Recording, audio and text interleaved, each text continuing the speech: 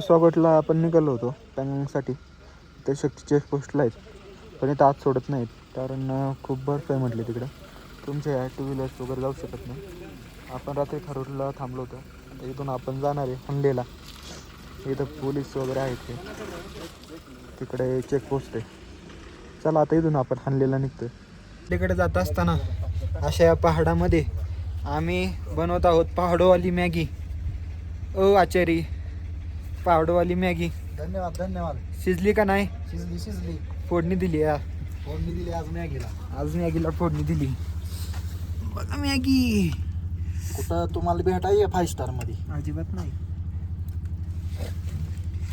तर आजचा दिवस आहे 25वा, जायचं आहे 25 ऑगस्ट आणि आपण करत आहोत आळंदीपासून तर लेह लडाख ट्रिप. त्यामध्ये आपला 25वा दिवस. आणि या दिवशी आपण काल डिस्किट मॉनेस्ट्री वगैरे करून सकाळी ते सगळं कंप्लीट करून रात्री मुक्कामी लेहजवळ पुन्हा रिटर्न आलो होतो. कारण आपल्याला पॅंगॉंगला जायचं होतं, पण तिकडं जवळपास गुडघ्या इतका बर्फ असल्यामुळं आपल्याला काही पुढं जाता आलं नाही आणि पोलिसांनी आपल्याला काही सोडलं नाही. तर हरकत नाही, काल वारीला जो टॉप आहे तिथला बर्फाचा जो आनंद आहे तो आपण घेतलेला आहे. आणि आत्ता आपण संध्याकाळी मुक्काम करून परत सकाळी हानलेला चाललो आहोत. हानले जवळपास इथून 100 किलोमीटर आहे. तसं ज्या ठिकाणी मुक्काम केला तिथून 200-250 किलोमीटर होतं, पण कंटिन्यू पाऊस चालू होता त्यामुळे काही व्हिडिओ वगैरे घेता आले नाही. आता एका ठिकाणी थांबून मस्त मॅगी वगैरे शिजवून चहा वगैरे घेऊन मग तिथून पुढे आपण निघलो आहोत. आता व्हिडिओ काढण्याचं कारण म्हणजे हा असलेला व्ह्यू आणि थांबलेला पाऊस इतका मस्त नेचरचा आनंद घेण्यासाठी म्हटलं त्याला आपण एक व्हिडिओ काढूया. अशा प्रकारे असलेला हा व्ह्यू एकदा तुम्ही बघा.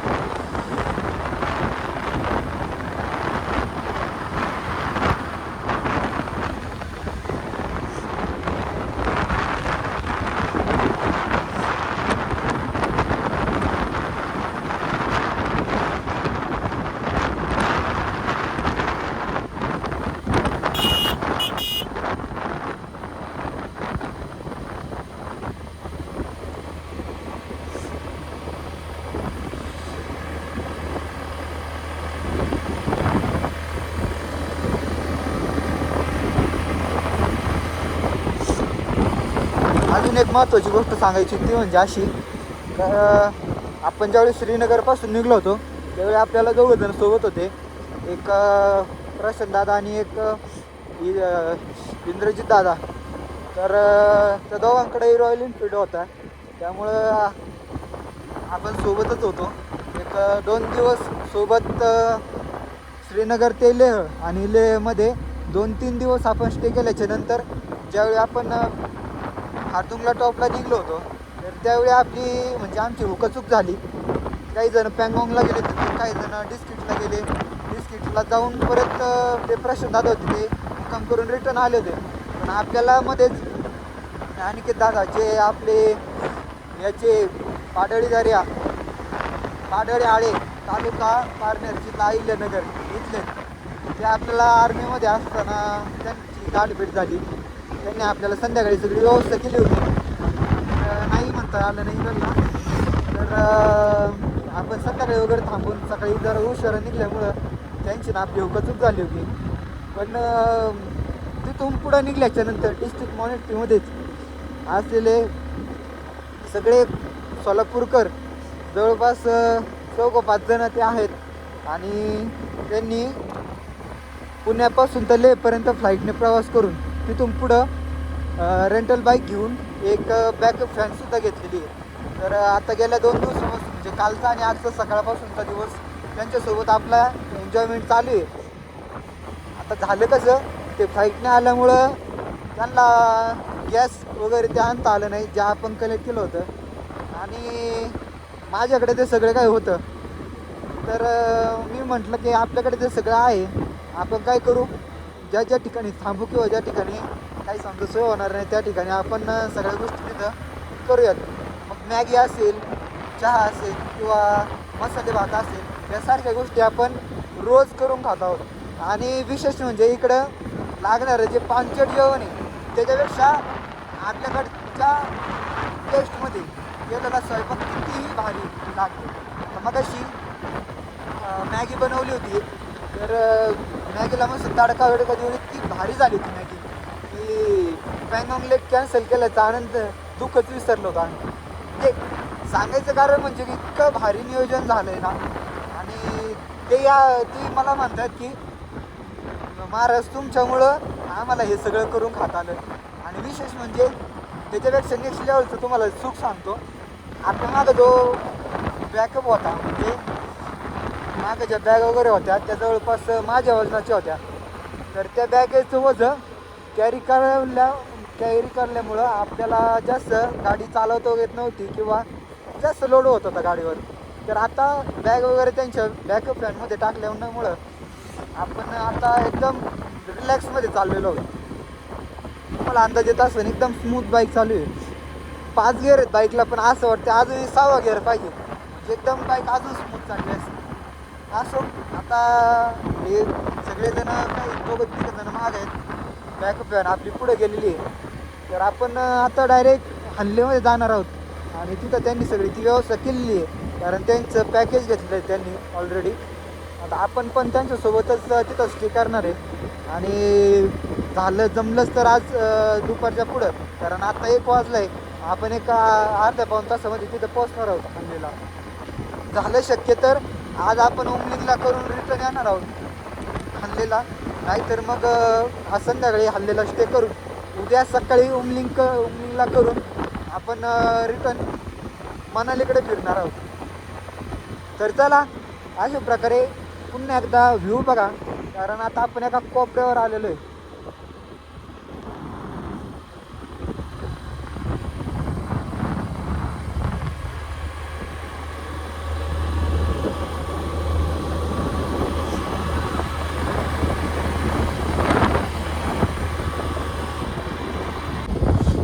कसं भारी पाणी वाहतं इथं बघा.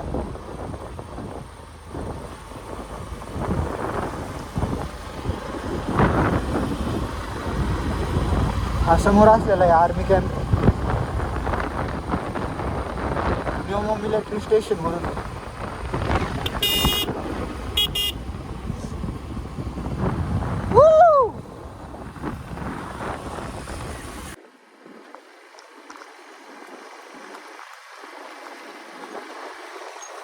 चला काय म्हणता, कुठनं?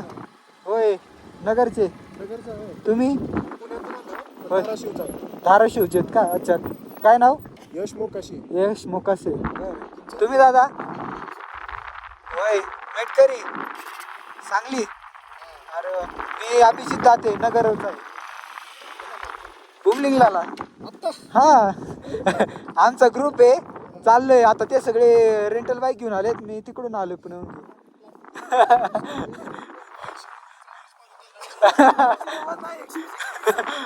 बरं चालेल, चला येऊ का? मला नेमकी रस्ता माहित नाहीये, त्यांच्या सोबतच जायचं मला. सरळ जायचं, रस्ता सोडायचाच नाही. डांबरी लागला की राईट साईड घ्या फक्त, पूल वगैरे लागेल तुम्हाला. चल हा हो हो एकदम काही नाही अडचण. चला येऊ दादा, थँक्यू.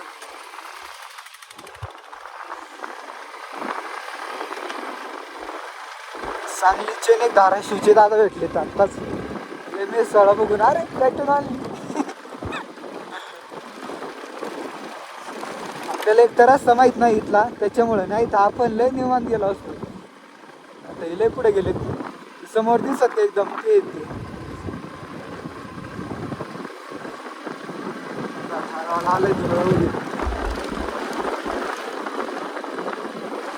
म्हटलं जातं यशाच्या वाट्या खडतर असतात, इतक्या खडतर बापरे. लडाख मधलं सगळ्यात असलेलं आपलं ड्रीम प्लेस म्हणजे उमलिंगला. तिथं आपण सध्या ऑन द वे आहोत. हल्लेला आपण थांबलो होतो तिथं होमस्टे आहे, तिथं आपण बॅग वगैरे ठेवल्या आणि तिथून आता निघून 3:45 वाजता निघलो होतो. आता 4:18 होत आहेत, जवळपास अर्धा तास झालाय आपण अशा वाटेवरून चाललेलो आहे. आणि डांबरी लागला की मी तुम्हाला सांगतो, कारण अशा वाटेमध्ये असा व्ह्यू बघण्या सोडून काय नाही. तिथं फक्त मला आता रनिंग कव्हर करायचं त्यांच्यापर्यंत जाण्यासाठी. तर चला तर आपण उमलिंगलाच्या एक 10 ते 15 किलोमीटर पाठीमाग आहोत. आणि तुम्ही जर शेजारी बघितलं या डोंगरावर तर छोटं बर्फांचे तुकडे आहेत. म्हणजे तुम्ही अंदाज लावू शकता की इथे किती थंडी वाजत असेल. तर अशा प्रकारे आपण चाललेलो आहे.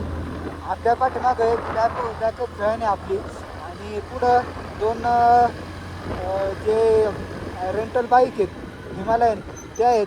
आणि गाडीमध्ये पण 2 जण आहेत. असे मिळून आपण 6 ते 7 जण उमलिंगला चाललेलो आहे. आणि उमलिंगला म्हणजे तुम्हाला माहिती असेलच तरी एकदा सांगतो, उमलिंगला हा एक असा मोटरेबल पॉईंट आहे की तो वर्ल्ड हायेस्ट आहे. म्हणजे ज्या प्रकारे आपण गुजरातमध्ये वर्ल्ड हायेस्ट असलेला स्टॅच्यू बघितला, स्टॅच्यू ऑफ युनिटी, अगदी त्याचप्रमाणे असलेला हा उमलिंगला म्हणजेच जगातला सर्वात उंच असलेला हायेस्ट मोटरेबल पॉईंट. आणि तो बघता आता इथून 10 ते 12 किलोमीटर आहे. आणि रोड तुम्ही बघताय तर डांबरी आपल्याला लागलेला आहे गेल्या एक 15-20 किलोमीटरपासून. म्हणजे 30-35 किलोमीटर आपण ह्या रोडवरून चालणार आहोत. आणि त्याच्यानंतर हल्ल्यासाठी खाली ऑफ रोड रायडिंग आहे. तर थंडी इतकी आहे आणि त्यातली त्यात एवढं हायेस्ट अल्टिट्यूडला आहेत आपण. तर विशेष म्हणजे इथं ऑक्सिजन पण कमीच आहे. आणि त्यामुळं गाडीला सुद्धा जास्तीत जास्त हायेस्ट म्हणजे जास्त कमी गिअरवर न चालता गाडीला सुद्धा कमीत कमी गिअरवर घ्यावं लागतं आहे. आता तुम्ही बघता 3ऱ्या गिअरवर गाडी आहे. 4थला टाकली की गाडी स्लिम चालते. थोडा घाट लागला की लगेच गाडी 1st किंवा 2ndवर घ्यावं लागते. म्हणून चला आता पुढे गेल्याच्या नंतर तुम्हाला मी एक 2-3 किलोमीटर पाठीमागं असताना पुन्हा व्ह्यू दाखवतो. तोपर्यंत हा व्ह्यू बघून घ्या. ते बघा ते पाठीमागं आपली गाडी आहे आरशातून दिसते.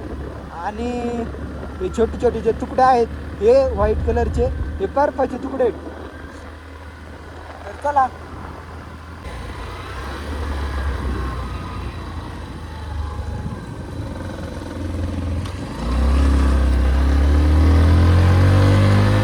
हे बघा लगेच फर्स्ट सेकंडला घ्यावं लागते गाडी. तर बऱ्यापैकी वरती आलेलो आहे आपण. आणि सेकंडवर सुद्धा गाडी चढत नाही आहे, त्याकरता फर्स्टच टाकावं लागतं आहे. आणि फर्स्ट टाकल्याच्या नंतर गाडी इतकी रेस होती आहे.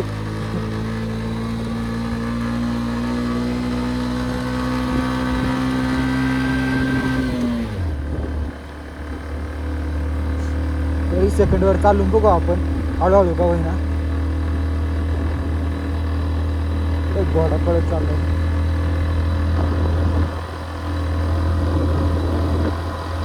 हे रानटी घोडे आहेत, कारण मग शिका 2-3 बघितले असेच होते.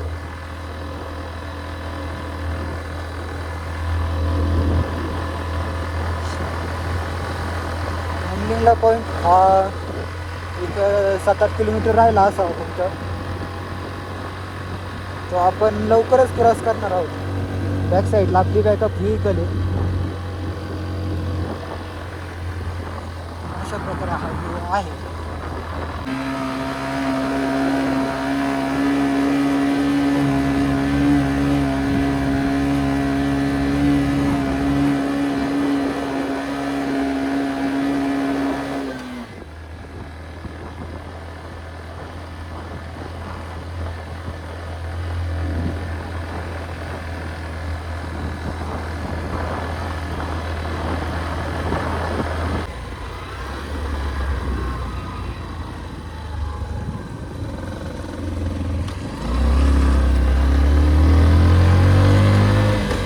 लगेच फर्स्ट सेकंडला घ्यावं लागते गाडी.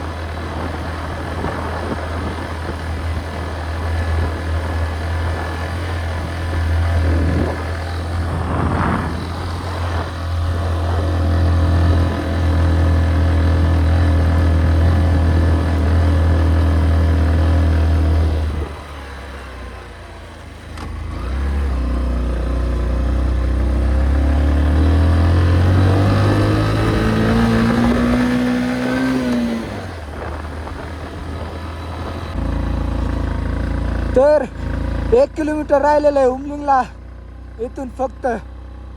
आणि आपण रीच करत आहोत Umling La world highest motorable point.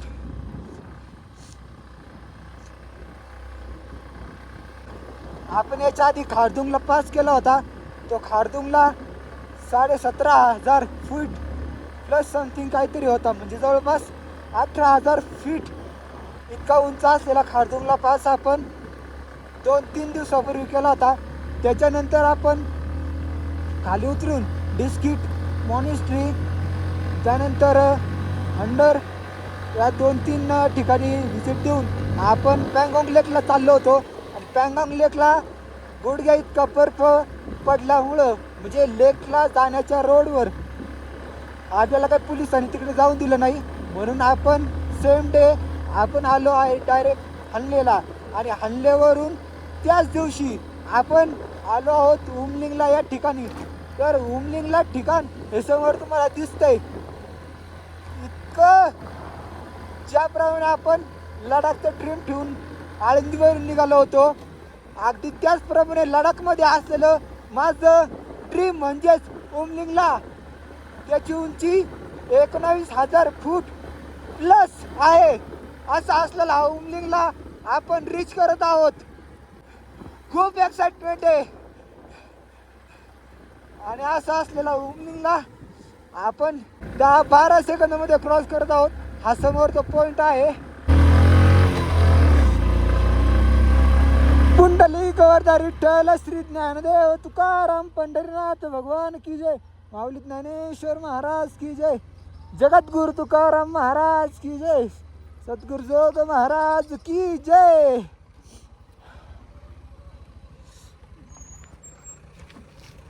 रनिंगला हा पास पूर्ण करून आपण पोचलो आहोत रूमवर.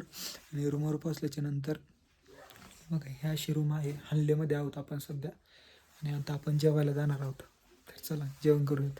अशा प्रकारे घरचं जेवण आहे आणि इथे बुफे सिस्टम आहे.